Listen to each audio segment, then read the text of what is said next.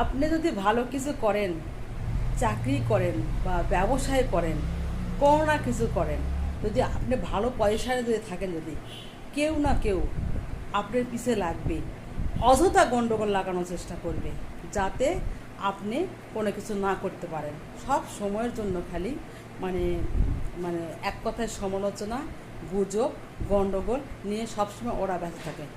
দেখছে যে ওরা মানে আপনার তুলনায় ওরা কম, আপনার তুলনায় আপনি অনেক কিছু করছেন, ওরা কিছু করতে পারতেছে না। এই জন্য দেখবেন যে আপনি যদি ভালো কিছু করেন তাহলে কিন্তু আপনার পিছিয়ে লাগবে কিন্তু।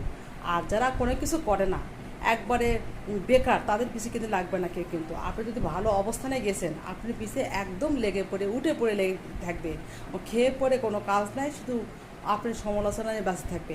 এটা মনে রাখবেন, আপনার কিন্তু সমকক্ষ কিন্তু ওরা নয়, সেই জন্য কিন্তু আপনার সাথে গণ্ডগোল করতেছে। এই ভেবে চুপচাপ থাকবেন, পিছন দিকে তাকাবেন না, সামনে এগিয়ে যাবেন, তাহলেই কিন্তু আপনি নিজেকে প্রতিষ্ঠিত করতে পারবেন।